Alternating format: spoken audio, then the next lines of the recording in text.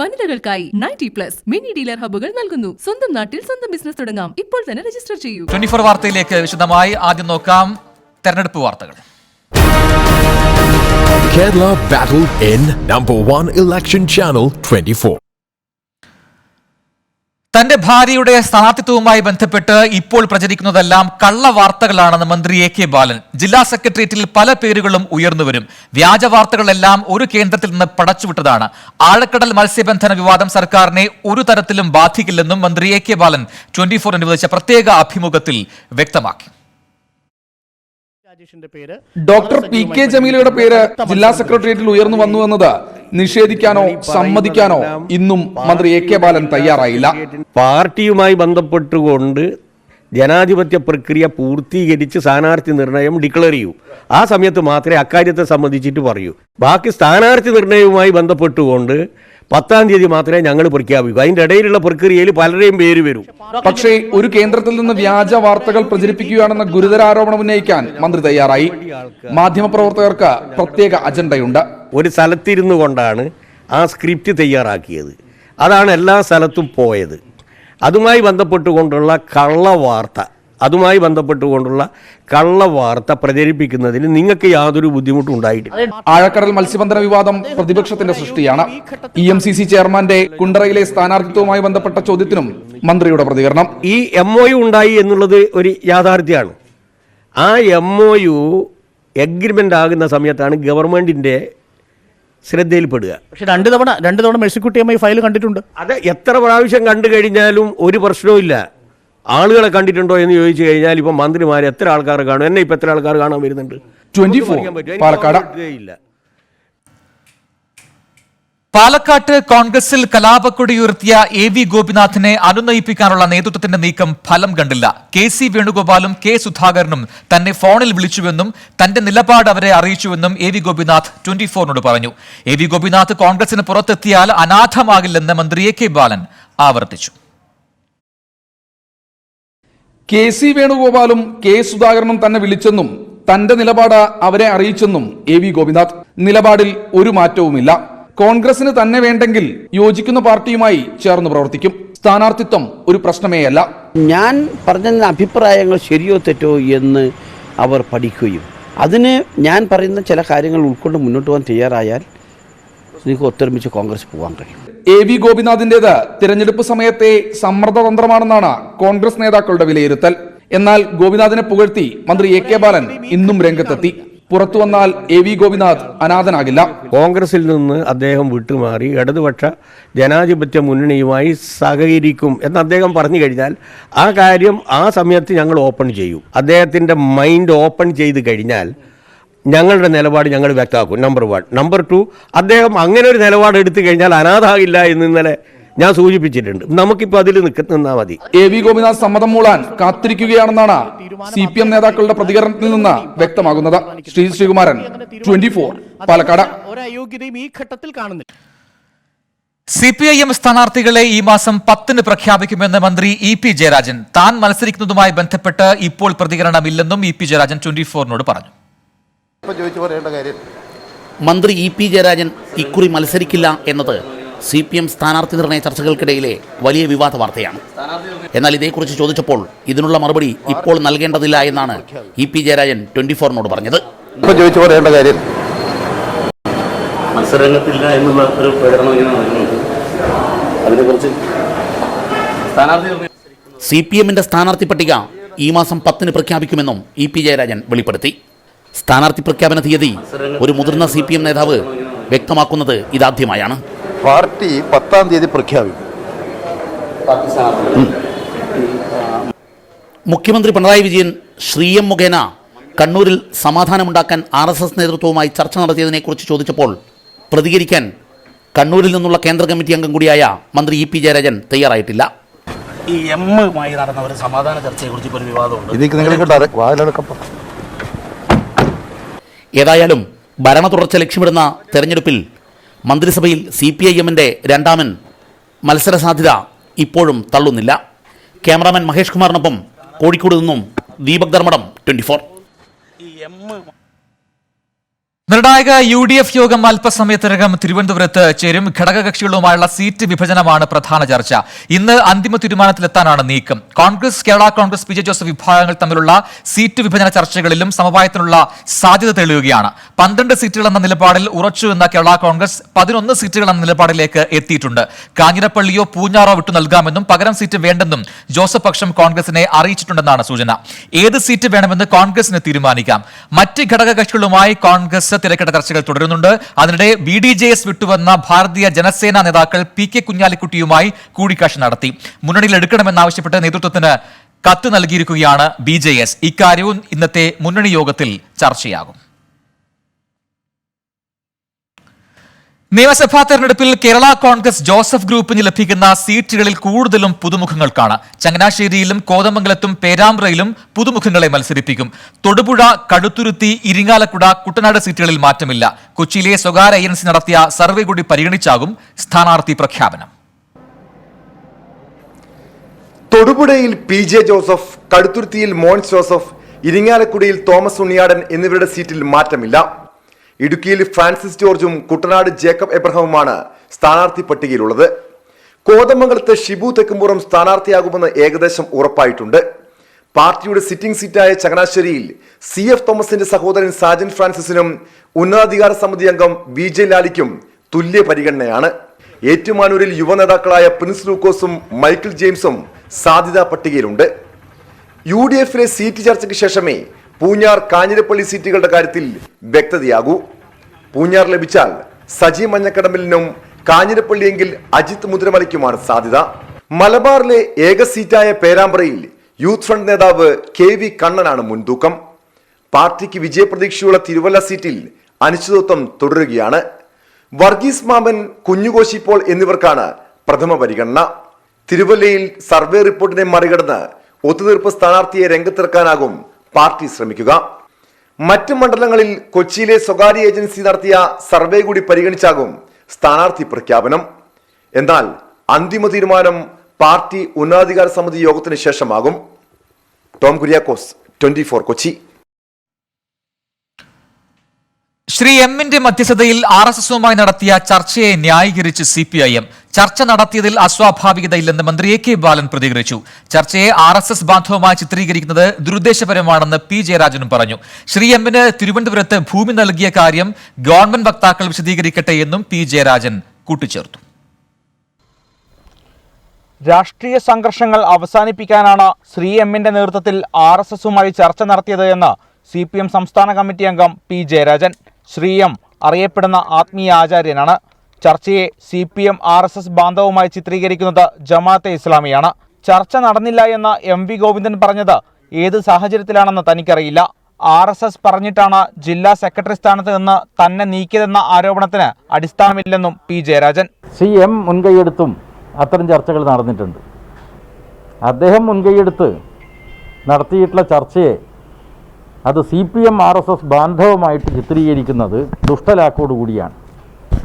ഇങ്ങനെ ചിത്രീകരിക്കുന്നത് ജമാഅത്തെ ഇസ്ലാമി പോലെയുള്ള ഇസ്ലാമിക മതമൗലികവാദ ശക്തികളാണ്. രാഷ്ട്രീയ കൊലപാതകങ്ങൾക്കെതിരെ ശ്രീ എമ്മിന്റെ നേതൃത്വത്തിൽ എല്ലാ കക്ഷികളും പങ്കെടുത്ത പദയാത്ര നടത്തിയിരുന്നു. ആ യാത്രയിൽ CPM, CPI, കോൺഗ്രസ്, ലീഗ് നേതാക്കൾ പങ്കെടുത്തിട്ടുണ്ട്. ശ്രീ എമ്മിന് ഭൂമി നൽകിയതിനെക്കുറിച്ച് ഗവൺമെന്റ് വക്താക്കളാണ് വിശദീകരിക്കേണ്ടതെന്നും P ജയരാജൻ പറഞ്ഞു. RSSുമായി ശ്രീ എമ്മിന്റെ മധ്യസ്ഥതയിൽ ചർച്ച നടത്തിയതിൽ അസ്വാഭാവികതയില്ലെന്നും ചർച്ച നടന്നത് താൻ അറിഞ്ഞില്ല എന്നും CPM കേന്ദ്ര കമ്മിറ്റി അംഗം AK ബാലൻ പ്രതികരിച്ചു. 24 അനുവദിച്ച പ്രത്യേക അഭിമുഖത്തിലാണ് അദ്ദേഹം നിലപാട് വ്യക്തമാക്കിയത്. ചർച്ച നടത്തുക എന്നുള്ള it is bound and duty on the part of the government. എമ്മുമായി ബന്ധപ്പെട്ടുകൊണ്ടുള്ള ചർച്ചേൻ്റെ വിശദാംശം എനിക്കറിയില്ല. M ആയാലും X ആയാലും ഇനി Z ആയാലും ചർച്ച നടത്തുന്നതിന് ഒരു തകരാറുമില്ല. 24 കണ്ണൂർ. നിയമസഭാ തെരഞ്ഞെടുപ്പിൽ ഒരു മുന്നണിയുടെയും ഭാഗമാകില്ലെന്ന് PC ജോർജ്. പൂഞ്ഞാർ സീറ്റിൽ ഒരു മാത്രം ജനപക്ഷം മത്സരിക്കും. എല്ലാ മണ്ഡലങ്ങളിലും പാർട്ടി നയപരമായ തീരുമാനമെടുക്കും. ജനപക്ഷത്തെ സഹായിക്കുന്നവരെ തിരിച്ചും സഹായിക്കും. NDAയിൽ ചേരാൻ ഉദ്ദേശമില്ലെന്നും NDA മോശമാണെന്ന അഭിപ്രായമില്ലെന്നും PC ജോർജ് പറഞ്ഞു. കേരള ജനപക്ഷം സെക്കുലർ പാർട്ടി ഒരു മുന്നണിയുടെയും ഭാഗമാകാനില്ല. ഈ നിയമസഭാ തെരഞ്ഞെടുപ്പിൽ പൂഞ്ഞാർ സീറ്റിൽ മാത്രമേ മത്സരിക്കുന്നുള്ളൂ. പൂഞ്ഞാറിൽ ജനപക്ഷം സെക്കുലർ പാർട്ടിയെ സഹായിക്കുന്നവരെ തിരികെ സഹായിക്കും. പൂഞ്ഞാറിൽ ആരുടെയും പിന്തുണ സ്വീകരിക്കുകയും ചെയ്യും. 139 നിയോജക മണ്ഡലത്തിലും ആര് ജയിക്കണം ആര് തോക്കണം എന്നതിനെപ്പറ്റി ഞങ്ങൾക്കൊരു വിലയിരുത്തലുണ്ടാവും. ആ വിലയിരുത്തലിൻ്റെ അടിസ്ഥാനത്തിൽ പാർട്ടി പ്രവർത്തകർ വോട്ട് ചെയ്യാനും പ്രവർത്തിക്കാനും നിർദ്ദേശം പിന്നീട് കൊടുക്കുന്നതാണ്. തൃപ്പൂണിത്തുറയിൽ ഇ ശ്രീധരനു വേണ്ടി സമ്മർദ്ദവുമായി BJP എറണാകുളം ജില്ലാ നേതൃത്വം. ജില്ലാതല സ്ഥാനാർത്ഥി നിർണയ യോഗത്തിലാണ് ഈ ആവശ്യം. ഇതിനിടെ RSS ദേശീയ നേതൃത്വവുമായി ഓർത്തഡോക്സ് സഭാ പ്രതിനിധികൾ ചർച്ച നടത്തി. പാലക്കാട്, തൃശൂർ ജില്ലാ കമ്മിറ്റികൾക്ക് പിന്നാലെയാണ് BJP എറണാകുളം ജില്ലാ ഘടകവും ഇ ശ്രീധരനു വേണ്ടി രംഗത്ത് വന്നത്. ഇ ശ്രീധരൻ തൃപ്പൂണിത്തുറയിൽ മത്സരിക്കുന്നത് ജയസാധ്യത വർദ്ധിപ്പിക്കും. ജില്ലയിൽ തദ്ദേശ തെരഞ്ഞെടുപ്പിൽ പാർട്ടി മികച്ച പ്രകടനം കാഴ്ചവെച്ചതും തൃപ്പൂണിത്തുറയിലാണ്. മെട്രോ ഉൾപ്പെടെയുള്ള പദ്ധതികളിലൂടെ ഇ ശ്രീധരനുള്ള സ്വീകാര്യതയും ഗുണം ചെയ്യും. കുമ്മനം രാജശേഖരന്റെ നേതൃത്വത്തിൽ ചേരുന്ന യോഗത്തിൽ ഒരു മണ്ഡലത്തിൽ 3 സ്ഥാനാർത്ഥികളുടെ പേരുകൾ വീതം സംസ്ഥാന ഘടകത്തിന് നൽകാനാണ് തീരുമാനം.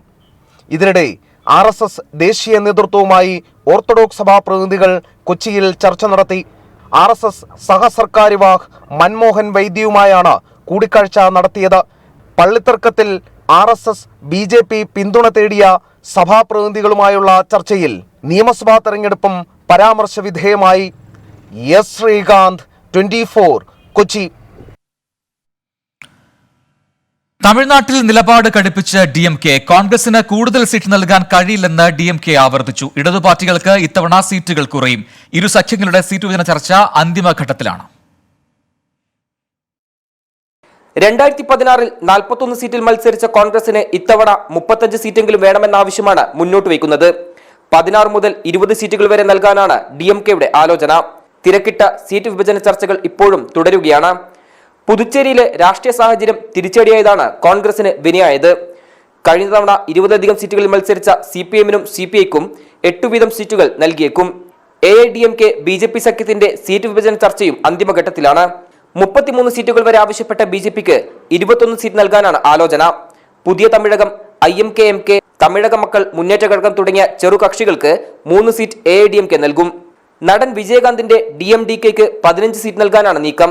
എന്നാൽ സീറ്റ് വിഭജനത്തിൽ എതിർപ്പ് പരസ്യപ്പെടുത്തിയ DMDK NDA മുന്നണി വിടാനാണ് സാധ്യത. കമൽഹാസൻ നേതൃത്വം നൽകുന്ന 3ാം മുന്നണിയിലേക്ക് പോകുമെന്നാണ് റിപ്പോർട്ട്. വണ്ണിയർ സമുദായത്തിന് സ്വാധീനമുള്ള പട്ടാളി മക്കൾ കക്ഷിയേക്കാൾ കുറവ് സീറ്റ് BJPക്ക് നൽകാനുള്ള AIDMKയുടെ നീക്കത്തിൽ ഇതിനകം എതിർപ്പ് ഉയർന്നു കഴിഞ്ഞു. 24, ചെന്നൈ. Welcome back. 24 വാർത്ത തുടരുന്നു. കിഫ്ബിക്കെതിരെ കേന്ദ്ര ധനമന്ത്രിയടക്കം പങ്കാളിയായ വലിയ രാഷ്ട്രീയ ഗൂഢാലോചന മറനീക്കി പുറത്തുവന്നുവെന്ന് സംസ്ഥാന ധനമന്ത്രി ഡോക്ടർ TM തോമസ് ഐസക്. ജനങ്ങളെ അണിനിരത്തി ഈ നീക്കം നേരിടും. ഇഡിയിലുള്ളത് കിഫ്ബി എന്തെന്നറിയാത്ത ഒരു കൂട്ടം കോമാളികൾ. തന്റെ കീഴിലുള്ള ഉദ്യോഗസ്ഥരെ രാഷ്ട്രീയ ലക്ഷ്യത്തിനായി നിർമ്മലാ സീതാരാമൻ ഉപയോഗിക്കുകയാണ്. രാജസ്ഥാനിലെ BJP നേതാവിന്റെ മകനെ കേരളത്തിലേക്ക് ED ഇറക്കുമതി ചെയ്തു. ഏറ്റുമുട്ടാനാണെങ്കിൽ കീഴടങ്ങാനില്ലെന്നും തോമസ് ഐസക് കൂട്ടിച്ചേർത്തു. പക്ഷെ ഭീഷണിപ്പെടുത്തൽ ഉദ്യോഗസ്ഥരാണ് വഴിയെങ്കിൽ ഇത് വടക്കേന്ത്യയിലെ കോൺഗ്രസ് നേതാക്കന്മാരൊന്നും അല്ല കേട്ടോ കേരളം ഭരിക്കുന്നത്. അങ്ങനെ ഹരസ്മെന്റും ഭീഷണിക്കും എതിരായിട്ട് ഇവിടുത്തെ ഉദ്യോഗസ്ഥന്മാരെ സംരക്ഷിക്കാനായിട്ട് ഈ സർക്കാരിന് കഴിയുന്നു. ഇവിടെ നിയമപാലനത്തിന് പോലീസുണ്ട്. അങ്ങനെ സംസ്ഥാനമായിട്ട് ഏറ്റുമുട്ടലിനാണ് കേന്ദ്ര സർക്കാർ കോപ്പ് കൂട്ടുന്നതെങ്കിൽ പേടിച്ചൊന്നും പിന്മാറാൻ തീരുമാനിച്ചിട്ടില്ല. ജനങ്ങളെ ഈടുവെച്ചാണ് സംസ്ഥാന സർക്കാർ വായ്പകൾ എടുത്തിരിക്കുന്നതെന്ന് BJP സംസ്ഥാന അധ്യക്ഷൻ K. സുരേന്ദ്രൻ. സർക്കാർ വകുപ്പുകളിൽ വ്യാപക അഴിമതിയാണ് നടക്കുന്നത്. എല്ലാ വകുപ്പുകളും തട്ടിപ്പ് സംഘങ്ങളാണ് കൈകാര്യം ചെയ്തത്. തട്ടിപ്പുകൾക്ക് മുഖ്യമന്ത്രിയാണ് നേതൃത്വം നൽകുന്നത്. കിഫ്ബിയിൽ സർക്കാർ നിയമം ലംഘിച്ചെന്നും K. സുരേന്ദ്രൻ കോട്ടയത്ത് പറഞ്ഞു. കുറഞ്ഞ പലിശയ്ക്ക് ലഭിക്കേണ്ട വായ്പ കൂടുതൽ പലിശക്കെടുത്ത് പ്രത്യുൽപാദനപരമല്ലാത്ത കാര്യങ്ങൾക്ക് വേണ്ടി വിനിയോഗിക്കുന്ന മന്ത്രി സർക്കാർ അതിലൂടെ വലിയ അഴിമതിയാണ് ലക്ഷ്യം വയ്ക്കുന്നത്. അതുകൊണ്ട് തോമസ് ഐസക്കും പിണറായി വിജയനുമാണ് ഈ കാര്യത്തിൽ ജനങ്ങളുടെ ഉത്തരം പറയേണ്ടത്. രാജ്യത്തെ നിയമങ്ങൾ ലംഘിച്ചുകൊണ്ട് അനധികൃതമായി സംസ്ഥാനത്തെ ജനങ്ങൾക്ക് ഭാരം അടിച്ചേൽപ്പിച്ചുകൊണ്ടാണ് ഈ വായ്പകൾ എടുക്കുന്നത്. സംസ്ഥാനത്തെ ജനങ്ങളെ ഈട് നിർത്തിയാണ് ഈ വായ്പകളെല്ലാം എടുക്കുന്നത്. മുഖ്യമന്ത്രി പിണറായി വിജയൻ കോവിഡ് വാക്സിൻ സ്വീകരിച്ചു. ഭാര്യ കമലയ്ക്കൊപ്പം തൈക്കാട് സർക്കാർ ആശുപത്രിയിലെത്തിയാണ് മുഖ്യമന്ത്രി വാക്സിൻ കുത്തിവെപ്പെടുത്തത്. വാക്സിനേഷന് ആരും മടിക്കരുതെന്നും എല്ലാവരും സ്വയം മുന്നോട്ട് വരണമെന്നും വാക്സിൻ എടുത്ത ശേഷം മുഖ്യമന്ത്രി പറഞ്ഞു. ലോകത്ത് പല മാരക രോഗങ്ങളെയും തടഞ്ഞു നിർത്താൻ മനുഷ്യരാശിയെ സജ്ജമാക്കിയത് വാക്സിനുകളാണ്. കോവിഡ് വാക്സിനെതിരെയുള്ള ചില പ്രചാരണങ്ങൾ നടക്കുന്നുണ്ടെന്നും എന്നാൽ സമൂഹം ഇത് അംഗീകരിച്ചിട്ടില്ലെന്നും മുഖ്യമന്ത്രി വ്യക്തമാക്കി. നമ്മുടെ നാടിൻ്റെ, രാജ്യത്തിൻ്റെ, ലോകത്തിൻ്റെ അനുഭവം ശാസ്ത്രീയമാണ് വാക്സിനേഷൻ എന്താകും. അതിന് ഒരു തരത്തിലുള്ള അറച്ചു നിൽപ്പും ആരും കാണിക്കരുത്. അത് സമൂഹത്തോട് തന്നെ കാണിക്കുന്ന ക്രൂരതയായി പോവും അങ്ങനെ അറച്ചു നിൽക്കുന്നത്. അവരവരുടെ രക്ഷ മാത്രമല്ല, സമൂഹത്തിൻ്റെ രക്ഷയും പ്രധാനമാണ്. എല്ലാവരും ഇതുമായി സഹകരിക്കണമെന്നാണ് എനിക്ക് ഈ ഘട്ടത്തിൽ അഭ്യർത്ഥിക്കാനുള്ളത്. രാജ്യത്ത് വാക്സിൻ രജിസ്ട്രേഷന് തടസ്സം നേരിടുന്നു. കോവിൻ പോർട്ടലിൽ തകരാർ പരിഹരിക്കാൻ 4 ദിവസം എടുക്കുമെന്ന് ആരോഗ്യ മന്ത്രാലയം വ്യക്തമാക്കി. നിലവിൽ കോവിൻ ആപ്പ് വഴിയും ആരോഗ്യ സേതു ആപ്പ് വഴിയുമുള്ള രജിസ്ട്രേഷൻ ആരംഭിച്ചിട്ടില്ല. രാഷ്ട്രപതി രാംനാഥ് കോവിന്ദ് ഇന്ന് വാക്സിൻ സ്വീകരിച്ചു. രണ്ടാം ഘട്ടത്തിൽ വാക്സിനേഷനായുള്ള രജിസ്ട്രേഷൻ കോവിൻ പോർട്ടലിലൂടെ മാത്രമേ നടത്താനാകൂവെന്ന് ആരോഗ്യ മന്ത്രാലയം വ്യക്തമാക്കിയിരുന്നു. ഇതുവരെ 50 ലക്ഷത്തിന് മുകളിൽ ആളുകളാണ് പോർട്ടലിൽ രജിസ്റ്റർ ചെയ്തത്. നിരവധി ആളുകൾ ഒരേ സമയം പോർട്ടലിൽ രജിസ്റ്റർ ചെയ്യുന്നതാവാം തടസ്സങ്ങൾ ഉണ്ടാവാൻ കാരണമായത്. നിലവിൽ കോവിൻ ആപ്പ് വഴി രജിസ്ട്രേഷൻ ആരംഭിച്ചിട്ടില്ല. അതേസമയം രണ്ടാം ഘട്ട കോവിഡ് വാക്സിനേഷൻ രാജ്യത്ത് പുരോഗമിക്കുകയാണ്. ഇന്ന് രാഷ്ട്രപതി രാംനാഥ് കോവിന്ദ് വാക്സിൻ സ്വീകരിച്ചു. അതിനിടെ മഹാരാഷ്ട്രയിൽ മരിച്ച ഡ്രൈവർ സുഖ്ദേവ് കിർദാർ വാക്സിൻ സ്വീകരിച്ചതിന്റെ പ്രത്യാഘാതത്തിലല്ല മരണപ്പെട്ടതെന്ന് ആശുപത്രി അധികൃതർ വ്യക്തമാക്കി. രാജ്യത്ത് തുടർച്ചയായി 17ാം ദിവസത്തിലും കോവിഡ് കേസുകളിൽ വർധനവുണ്ടായി. കേരളമടക്കം രോഗവ്യാപനം രൂക്ഷമാകുന്ന സംസ്ഥാനങ്ങളിൽ നിന്നും ഡൽഹിയിലെത്തുന്ന യാത്രക്കാർക്ക് കോവിഡ് നെഗറ്റീവ് സർട്ടിഫിക്കറ്റ് നിർബന്ധമല്ല എന്ന് അധികൃതർ അറിയിച്ചു. 24 ഡൽഹി. 24 വാർത്തയിലേക്ക് തിരികെ. സർക്കാരുമായുള്ള വിയോജിപ്പ് രാജ്യദ്രോഹമല്ലെന്ന് സുപ്രീം കോടതി. ജമ്മുകശ്മീർ മുൻ മുഖ്യമന്ത്രി ഫറൂഖ് അബ്ദുള്ളക്കെതിരെയുള്ള ഹർജിയിലാണ് പരാമർശം. പരാതിക്കാരനായ രജത് ശർമ്മയ്ക്ക് 50,000 രൂപ പിഴയും കോടതി വിധിച്ചു. അനുച്ഛേദം 370 റദ്ദാക്കിയ കേന്ദ്ര സർക്കാർ നടപടിക്കെതിരെ ജമ്മു കശ്മീർ മുൻ മുഖ്യമന്ത്രി ഫാറൂഖ് അബ്ദുള്ള നടത്തിയ പരാമർശങ്ങൾ രാജ്യദ്രോഹമാണെന്ന് ആരോപിച്ച പൊതുതാൽപര്യ ഹർജി പരിഗണിക്കുകയായിരുന്നു സുപ്രീം കോടതി. സർക്കാർ നിലപാടുകളോട് വിയോജിച്ചുകൊണ്ടുള്ള അഭിപ്രായം രേഖപ്പെടുത്തുന്നത് രാജ്യദ്രോഹമല്ലെന്ന് ജസ്റ്റിസ് SK കൗളും ഹേമന്ത് ഗുപ്തയും അടങ്ങിയ ബെഞ്ച് നിരീക്ഷിച്ചു. ഫാറൂഖ് അബ്ദുള്ളക്കെതിരെയുള്ള ഹർജി സുപ്രധാന നിരീക്ഷണങ്ങളോടെ തള്ളി. ഇന്ത്യയെ എതിർക്കാൻ ഫാറൂഖ് അബ്ദുള്ള ചൈനയുടെയും പാകിസ്ഥാന്റെയും സഹായം തേടിയെന്ന ആരോപണത്തിൽ തെളിവ് ഹാജരാക്കാൻ പരാതിക്കാരന് കഴിഞ്ഞില്ലെന്നും കോടതി വ്യക്തമാക്കി. MP പ്രദീപ് കുമാർ, 24 ഡൽഹി.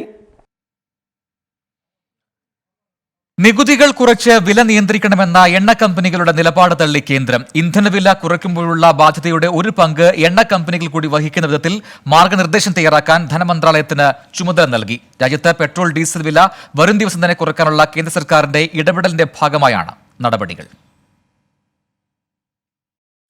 ഇന്ധനവില നിയന്ത്രണം ഒഴിവാക്കിയ രാജ്യങ്ങളുടെ പട്ടികയിലാണ് 2014 മുതൽ ഇന്ത്യ. എണ്ണ വിതരണ കമ്പനികളായ ഇന്ത്യൻ ഓയിൽ, HPC, BPCL എന്നിവയ്ക്ക് ചെലവും ലാഭവും അടിസ്ഥാനപ്പെടുത്തി പെട്രോളിനും ഡീസലിനും വില നിശ്ചയിക്കാൻ ഇവിടെ സ്വാതന്ത്ര്യമുണ്ട്. എണ്ണ വിൽക്കുന്ന ONGC, ഓയിൽ ഇന്ത്യ എന്നീ കമ്പനികൾക്ക് ആഗോള വിപണിയിലെ വിലയനുസരിച്ച് അസംസ്കൃത എണ്ണ ലഭിക്കുന്നു. ഉയർന്ന വിലയ്ക്ക് അസംസ്കൃത എണ്ണ വാങ്ങി ഡീസലും പെട്രോളും ഉൽപ്പാദിപ്പിക്കുമ്പോഴുണ്ടാകുന്ന ചെലവ് കൂടി കണക്കിലെടുക്കുമ്പോൾ വലിയ പ്രതിസന്ധിയാണ് തങ്ങൾക്കുള്ളതെന്നാണ് എണ്ണ കമ്പനികളുടെ വാദം. ഇന്ധനവില കുറയ്ക്കുമ്പോഴുണ്ടാകുന്ന ബാധ്യതയുടെ ഒരു പങ്ക് എണ്ണ കമ്പനികൾ വഹിക്കണമെന്ന് കേന്ദ്ര സർക്കാർ കമ്പനികളെ അറിയിച്ചു. നികുതികൾ കുറിച്ച് വില നിയന്ത്രിക്കണം എന്ന എണ്ണ കമ്പനികളുടെ നിലപാട് തള്ളിയാണ് കേന്ദ്ര നിർദ്ദേശം. ഇന്ധനവില കുറയ്ക്കുമ്പോഴുണ്ടാകുന്ന ബാധ്യതയുടെ ഒരു പങ്ക് എണ്ണ കമ്പനികൾ കൂടി വഹിക്കുന്ന മാർഗനിർദ്ദേശം തയ്യാറാക്കാൻ ധനമന്ത്രാലയത്തിന് പ്രധാനമന്ത്രിയുടെ ഓഫീസ് നിർദ്ദേശം നൽകി. നികുതി കുറയ്ക്കുന്ന വിഷയത്തിൽ സംസ്ഥാനങ്ങൾക്ക് മേൽ സമ്മർദ്ദം ശക്തമാക്കാനും കേന്ദ്ര സർക്കാർ നടപടികൾ തുടങ്ങി. ഇതിനായി സംസ്ഥാനങ്ങളെ അനുനയിപ്പിക്കാൻ ധനമന്ത്രാലയത്തിലെ ഉദ്യോഗസ്ഥ സംഘത്തെ നിയോഗിച്ചു. പെരുമാറ്റച്ചട്ടം നിലനിൽക്കുന്നതിനാൽ നികുതി കുറയ്ക്കാൻ തെരഞ്ഞെടുപ്പ് കമ്മീഷന്റെ അനുമതി വേണം. ഇതിനായുള്ള നടപടികൾ നിയമ മന്ത്രാലയത്തിന്റെ ചുമതലയിൽ പൂർത്തിയാകും. 24 ഡൽഹി. ഒരു രാജ്യം ഒരു മിനിമം കൂലി എന്ന വ്യവസ്ഥ രാജ്യത്ത് നടപ്പാകുന്നു. ഏപ്രിൽ 1 മുതൽ ദേശീയ തൊഴിൽ ചട്ടം നിലവിൽ വരുന്നതിന്റെ ഭാഗമായാണ് മിനിമം കൂലി നിശ്ചയിക്കുന്നത്. ദേശീയ തലത്തിൽ തൊഴിൽ കോഡ് നടപ്പാക്കുന്നതിന്റെ ഭാഗമായാണ് രാജ്യം ഏകീകൃത മിനിമം കൂലി സമ്പ്രദായത്തിലേക്ക് കടക്കുന്നത്. ഇതുമായി ബന്ധപ്പെട്ട് എല്ലാ ചട്ടങ്ങൾക്കും അന്തിമ രൂപമായി. ഏപ്രിൽ 1 മുതൽ ദേശീയ തൊഴിൽ ചട്ടം നിലവിൽ വരുന്നതിന്റെ ഭാഗമായാണ് ഏകീകൃത മിനിമം കൂലിയും രാജ്യത്ത് നിലവിൽ വരുന്നത്. 176 രൂപയായിരിക്കും ആദ്യഘട്ടത്തിൽ മിനിമം കൂലിയായി പ്രഖ്യാപിക്കുക. മിനിമം കൂലി നിയമവ്യവസ്ഥയുടെ ഭാഗമാകുമ്പോൾ സംസ്ഥാനങ്ങൾക്ക് ഇതിൽ കുറഞ്ഞ കൂലി വേതനമായി നിശ്ചയിക്കാനാവില്ല. പുതിയ നിയമം സംബന്ധിച്ച വിജ്ഞാപനം കേന്ദ്ര സർക്കാർ കഴിഞ്ഞ ദിവസം പ്രസിദ്ധീകരിച്ചു. വേതനം, തൊഴിൽ സുരക്ഷ, ആരോഗ്യം, തൊഴിൽ സാഹചര്യം എന്നിവയുമായി ബന്ധപ്പെട്ട 4 തൊഴിൽ കോഡുകൾ നേരത്തെ തന്നെ രാഷ്ട്രപതി വിജ്ഞാപനം ചെയ്തിരുന്നു. ഇതുമായി ബന്ധപ്പെട്ട ചട്ടങ്ങളാണ് ഇപ്പോൾ പ്രസിദ്ധീകരിച്ചത്. 44 കേന്ദ്ര തൊഴിൽ നിയമങ്ങൾ കൂട്ടിയിണക്കി തയ്യാറാക്കിയതാണ് പുതിയ വ്യവസ്ഥ.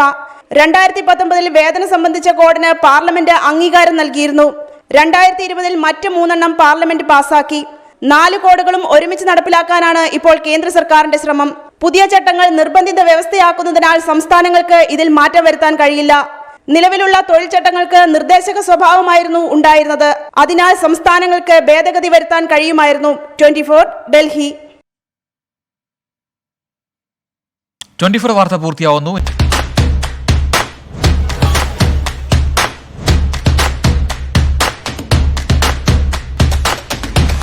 #1 Election Channel 24.